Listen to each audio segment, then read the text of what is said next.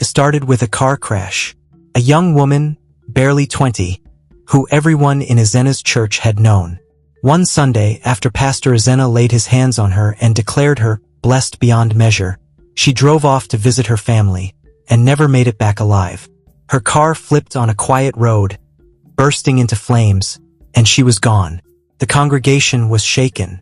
Pastor Izena held a vigil, urging everyone to pray for her soul, his voice heavy with sorrow. He prayed loudly, passionately, as if her loss hurt him deeply. But that was only the first of the strange deaths. A few weeks later, it was a young father of two who had come to Izena for prayer after a job loss. Izena had prayed fervently for him, promising him new beginnings. Days later, the man's house caught fire in the middle of the night, trapping him inside. His wife and children barely escaped. As the congregation mourned another loss, a pattern started to form, though most people dismissed it, not wanting to believe something so dark. Only Kalu, Izena's younger brother, noticed the unsettling trend. Kalu was a pastor too, in a smaller, less glamorous church not far from Izena's. He started to wonder if these weren't just tragic coincidences. But how could he bring up something like this to his brother? Was it even possible? Several months earlier, before these tragic deaths, things had been different. Izena and Kalu were just two brothers trying to serve God. But their ministries couldn't have looked more different.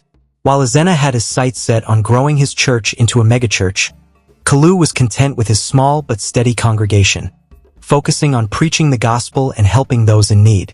However, as time passed, Izena grew frustrated. He saw his friends, men like Pastor Obina and Pastor Uche, leading churches packed with people, offering praise and donations at every service. These men drove luxury cars, lived in large homes, and were even called to speak on TV. Meanwhile, Izena's congregation barely filled half the room on a good Sunday. They struggled to pay for church repairs, and he had to preach in worn-out robes. One evening after service, Izena's frustration spilled over during a conversation with Kalu. "Kalu," he said, pacing the floor, "don't you ever wonder why we work so hard, and yet have so little to show for it?" Kalu, seated calmly by the altar, shrugged. "I'm happy with what God has given me. Isn't that enough?" Izena frowned. "It's not enough for me. I look around and I see our friends, people we went to seminary with, living like kings.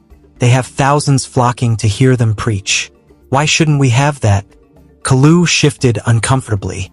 "Izena, you know God's work isn't about fame or riches. Those things can be distractions.